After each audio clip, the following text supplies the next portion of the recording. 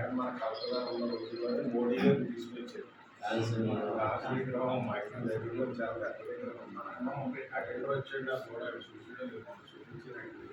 Surendra foundation పెట్టి పెద్ద basket పెట్టి బాగా అరేంజ్ చేశారు. ఆ కార్యక్రమాలు కూడా అక్కడ జరుగుతూ ఉంటాయి రెగ్యులర్గా మా ఏఎస్ఆర్ లాగా కూడా జరుగుతూ ఉంటాయి. అలాగే ఆశ్రమం మెడికల్ కాలేజీ గురించి మీకు అందరికీ తెలుసు. అక్కడ కూడా సీతారామరాజు గారు నిర్వహించిన కార్యక్రమాలన్నీ కూడా ఎగ్జిబిషన్గా ఉంటుంది. ఆ మెడికల్ కాలేజీలో సూపరింటెండెంట్ గారు తెలుగు స్టేషన్ పౌరులు తర్వాత యాక్ట్ రాసి ఇవన్నీ కొన్ని ఎవిడెన్స్ కూడా పెట్టారు ఆశ్రమం మెడికల్ కాలేజ్. మా పశ్చిమ గోదావరిలో ఆయన్ని తలుచుకొని గ్రామం అంటూ అలాగే ఆశ్రమం కూడా